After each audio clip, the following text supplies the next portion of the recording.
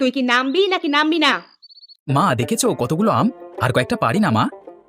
এই ভর দুপুরে গাছে উঠেছিস, বাড়িতে তোর বাবা নেই, পড়ে গিয়ে হাত পা ভাঙলে কে দেখবে? হ্যাঁ, পারবো না কেন মা? আমি কি ছোট আছি নাকি? ভাবি, এই দুপুরবেলায় গাছের নিচে কি করছেন? আর রহিম ভাই কোথায়?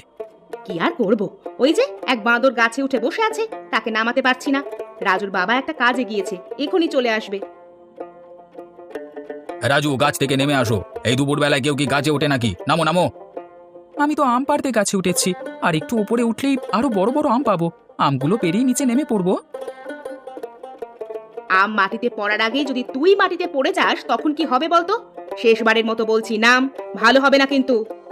হ্যাঁ রাজু, তোমার মা ঠিকই বলেছে, নেমে যাও তুমি। হায় হায় হায়, আমি জানতাম কিছু একটা করবেই ও। পই পই করে না করেছি, আমার একটা কথা শোনেনি। ভাবি, ও তো অজ্ঞান হয়ে গেছে। আমি ওকে বাড়ি নিয়ে যাচ্ছি, আপনি কাঁদবেন না। ওর চোখে মুখে পানি দিতে হবে, তাহলেই জ্ঞান ফিরে আসবে। জানো রিমির মা, আজকে রাজু আম গাছ থেকে পড়ে গিয়ে পা ভেঙে ফেলেছে। হায় হায়, বলো কি? ও আবার গাছে উঠতে গেল কেন? দিন দিন ছেলেটা বেশি চঞ্চল হয়ে যাচ্ছে, বয়স বাড়ছে আর বাঁদরামিও বাড়ছে। কিরে, তুই হাসছিস কেন? এত হাসার কি হলো? ও তো একটা বাঁদরই, আর বাঁদর গাছে গাছে থাকবে, এটাই তো স্বাভাবিক। হয়েছে, কাউকে নিয়ে এভাবে বলিস না। খাওয়া শেষ হলে ছেলেটাকে দেখতে যাব। আমিও এটাই বলতে চেয়েছিলাম, ওকে আমাদের দেখতে যাওয়া উচিত। রহিম ভাই তখন বাড়ি ছিল না, এখন হয়তো এসে গেছে। মাঝে বারবার না করেছিল, তুই শুনিসনি কেন? শুনলে কেমন হতো? বারবার ডাকছিল দেখি তো আমার মনোযোগ নষ্ট হচ্ছিল, তাই বেখেয়ালি হয়ে পড়ে গেছিলাম। আবারও বাজে কথা বলছিস তুই? এখন কিন্তু মার খাবি আমার হাতে।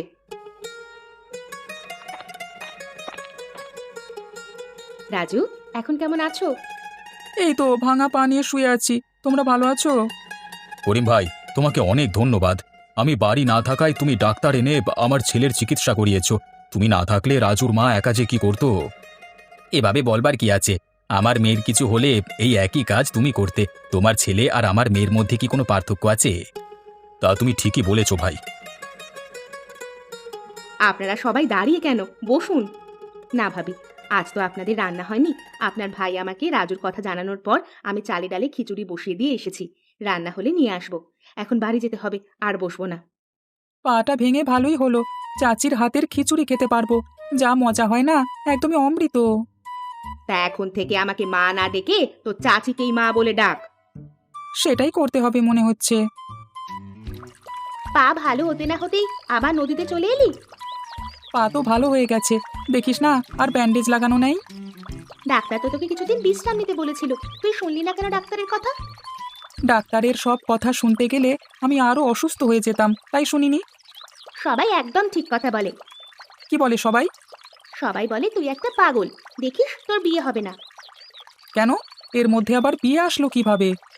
তোর মতো পাগল কি কোনো মেয়ে বিয়ে করবে নাকি? পাগলের সাথে কি সংসার করা যায়? কেউ বিয়ে না করলে তুই করে ফেলিস আমাকে বিয়ে, তাহলেই তো হয়ে গেল। দুই পাগল একসাথে ভালোই সংসার হবে। তুই কি আমাকে পাগল বললি? কেন? আজকাল পাগলদের কি অন্য কোনো নামে ডাকা হচ্ছে নাকি? ওই আমি তো জানি না। আর একটা কথা বললে না, ধাক্কা মেরে পানিতে ফেলে দেব। হুম, তারপর তুই আবার কান্নাকাটি করে সবাইকে ডেকে এনে আমাকে বাঁচাবি। তোর মতো বাঁদরকে আমি বাঁচাবো? ভাবলি কিভাবে তুই এটা? আমি বাঁদর? বাঁদর না হলে কেউ গাছে উঠে বসে থাকে না, আর গাছ থেকে পড়ে পাও ভাঙে না। আমি হলাম টারজান, চিনিস টারজানকে? আমার আর চিনে কাজ নেই, তোর কাজ থাকলে তুই চিনে রাখ। আরে যাচ্ছিস কোথায়? বাড়ি যাচ্ছি, তোর সাথে প্যাচ প্যাচ করে লাভ নেই। আর একটু বস, আমি বড় বড় রুই কাতলা ধরবো, তুই বাড়ি নিয়ে গিয়ে ভেজে খাবি। তুই ধরবি মাছ? কেন, সূর্য কি আজ পশ্চিম আকাশে উঠেছে নাকি? করলি তো, অপমানটা করে দিয়ে গেলি তো। দেখিস, এই শর্মা একদিন বিরাট কিছু হয়ে দেখাবে তোদের। ততদিন আমি বেঁচে থাকলেই হয়। যাই, টাটা। যা ভাগ। রাজু কি খেয়ে ঘুমিয়েছে? না, না খেয়েই ঘুমিয়ে গেছে। ওকে ডেকে তুলে খেয়ে নিতে বলো, না খেলে শরীর খারাপ করবে তো। ঘুম থেকে উঠিয়ে খাওয়ালে খাবে না, আরো বিরক্ত হবে। ছেলেটা যে আর কবে বড় হবে, 22 বছর পার হয়ে যাচ্ছে।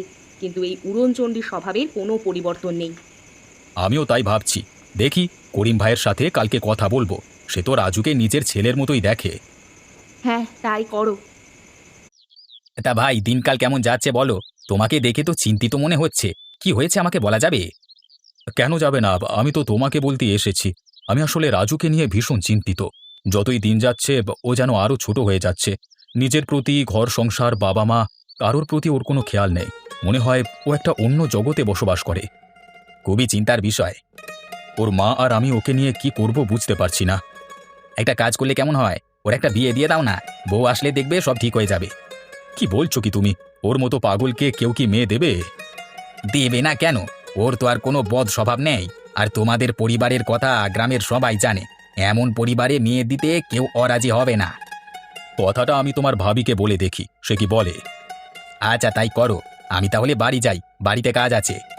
চলো চলো, আমিও বাড়ির দিকেই যাব।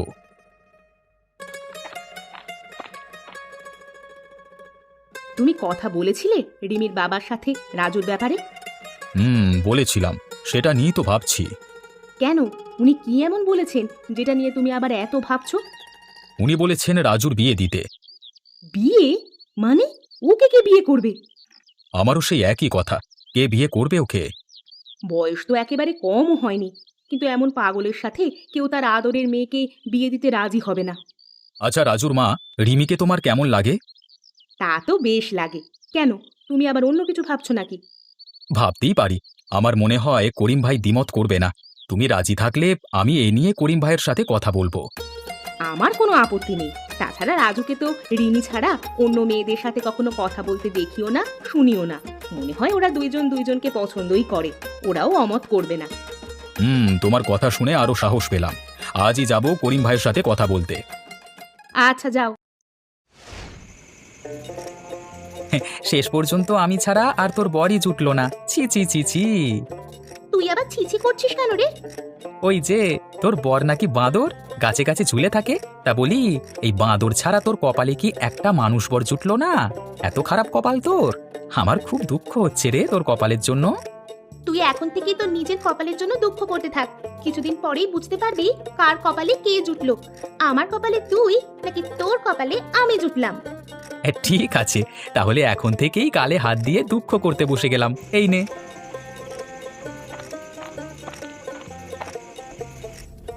চাচি, কি রান্না করছো? এই মেয়ে, কে তোর চাচি রে? ভুল হয়ে গেছে। মা, কি রান্না করছো? খেসারির ডাল দিয়ে শোল মাছ আর সজনে পাতার বড়া। তা আমার পাগলটা কি করে? গালে হাত দিয়ে বিছানায় বসে আছে। গালে হাত দিয়ে মানে? ওর আবার কি হলো? আমি ওসব জানি না। আচ্ছা বাদ দে, এই চালগুলো ধুয়ে আনতো মা, ভাতটা বসিয়ে দেব। আজ তোর বাবা মাকে দুপুরে আমাদের সাথে খেতে বলেছি। আমি তো কিছুক্ষণ আগে মার কাছে গিয়েছিলাম, মা তো এমন কিছু বলেনি আমাকে। মা হয়তো ভেবেছে তুই জানিস, তাই কিছু বলেনি। সেটা হতে পারে। আচ্ছা, চালগুলো ধুয়ে আনছি আমি। হ্যাঁ, রান্না বান্না কি রিমিমা করেছিস? না বাবা, আমি তো পারি না রান্না করতে। আরে পারি না বললে তো আর হবে না মা, শিখে নিতে হবে। সে এক সময় শিখে ফেলবে, ভেবো না। রাজু বাবা, তুমি কেমন আছো? ভালো আছি চাচা। মানে বাবা। আরে অনেক দিনের অভ্যেস তো, আস্তে আস্তে ঠিক হয়ে যাবে। তা কাজ বাজ করবার চিন্তা কিছু করেছো? ইয়ে মানে, শোনো বাবা, বিয়ে করেছো, নিজের সংসার হয়েছে। ধীরে ধীরে সংসার বড় হবে। তাই জন্য এখন থেকেই তোমাদের পরিকল্পনা করে এগুতে হবে। হ্যাঁ, আমি চেষ্টা করব। বাড়ির কাছে শ্বশুরবাড়ি হলে এই এক জ্বালা, যখন তখন চলে আসতে পারে, একটু লুকিয়েও থাকা যায় না। লুকিয়ে থাকার দরকার কি? সবাই বলছে কিছু না কিছু কাজ করতে, সেটা করলেই হয়। আমি তো ঘরে সারাদিন বসেই থাকি। সেরকম হলে আমিও না হয় তোকে সাহায্য করব। তা কি করা যায়? আপাতত গ্রামের মধ্যে একটা মুদির দোকান দেয়া যায়। তাহলে টুকটাক জিনিস কেনার জন্য মানুষকে পায়ে হেঁটে আর বাজারে যেতে হবে না। এর পরের পরিকল্পনা হচ্ছে মুদির দোকানের পাশে ছোট করে একটা মোবাইল ফোনের দোকান দেওয়া। বাজারে একটাই ফোনের দোকান, সারাদিন ভিড় লেগে থাকে, আর বাজারে যেতেও সময় লাগে। পরিকল্পনাগুলো খারাপ না, তবে শুরুতেই তো টাকার প্রয়োজন। আমি বাবার কাছে সেভাবে কখনো টাকা চাইনি। টুকটাক টাকা যা দেবার সেটা মাই আমাকে দিত। সেটা আমার দায়িত্ব। আমি তোর মাকে গিয়ে বলবো বাবার সাথে কথা বলে টাকাটা যাতে দেয়। মাসে মাসে লভ্যাংশ থেকে সেই টাকা আমরা পরিশোধ করে দেব। তা বুঝলাম, কিন্তু এত কিছু তুই আমার জন্য করবি কেন বা সেটাই তো বুঝতে পারছি না। দূর হয়ে যা তুই। তুইও ভাগ। আজ তো অনেক টাকার বিক্রি হলো। হ্যাঁ, চাল ডাল বিস্কুট চানাচুর সহ টুকিটাকি সব জিনিস তো কেউ আর বাজারে গিয়ে কিনছে না, সবাই তো আমাদের দোকান থেকেই কিনছে। এ মাসে লাভের টাকা থেকে কি বাবাকে ধারের টাকা শোধ করে দেব, নাকি ফোনের দোকানে যাব? আগে বাবার টাকাটা দিয়ে দেব, পরের মাস থেকে সংসারে টাকা দেওয়ার পাশাপাশি অল্প অল্প করে জমিয়ে ফোনের দোকান দেব। এত বুদ্ধি নিয়ে ঘুমাস কিভাবে? চোর জানলে তো এতদিনে তোর মাথাটা নিয়ে চলে যেত। দোকানের মধ্যেই শুরু করলি? রাজু, ভালো আছো? ভালো আছি। আপনারা ভালো আছেন? হ্যাঁ, ভালো আছি। দেখতে এলাম তোমাদের দোকান কেমন চলছে। মা, বসবে তোমরা? না রে মা, এখন আর বসবো না, রাতে সবাই একসাথে খাবো। তুই রাজু বাবাকে নিয়ে চলে আসিস, আমি তোর শ্বশুর শাশুড়িকে বলে এসেছি। আচ্ছা মা, আসবো। বাবা, তাড়াতাড়ি চলে এসো কিন্তু, এখন যাচ্ছি আমরা। আমরা তাড়াতাড়ি চলে আসবো। হে, এই বাড়ির পাশে শ্বশুর বাড়ি হলে তো দারুণ মজা। দুদিন পর পর শুধু দাওয়াত আসে, জানলে তো আরো আগেই বিয়ে করতাম। তোকে কে দাওয়াত দেয়? আমার বাবা মা তাদের মেয়েকে দাওয়াত দেয়। তুই ছোঁচার মতো দৌড় দিস কেন? তোর খুব ভালো বিয়ে হয়েছে তো, তাই বেশি বেশি দাওয়াত দিয়ে জামাইকে সবসময় পটিয়ে রাখতে চায় তোর বাবা মা। অসহ্য একটা।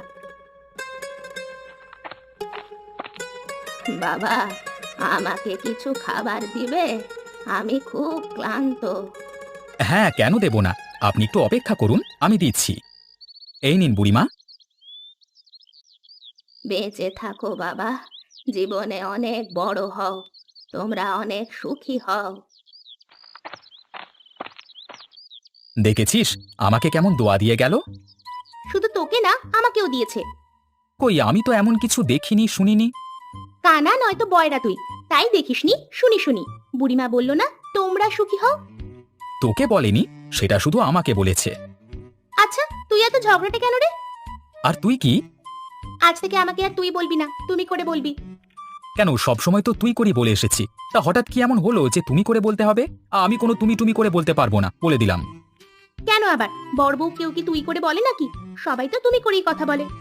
আচ্ছা, তুমি আমার বউ নাকি? কই, আমি তো জানি না, কেউ তো আমাকে কোনোদিন জানায়নি বিষয়টি। কাজের পাশাপাশি নিজের স্বভাবেরও উন্নতি করো।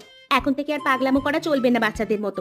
এখন তুমি বিবাহিত পুরুষ, আগের মতো আর ছোটটি নেই তুমি। কথাটা যত তাড়াতাড়ি কানে নেবে, ততই সবার জন্য মঙ্গলজনক হবে। জো হুকুম মহারানী, তোমার কথা কি আমি অমান্য করতে পারি?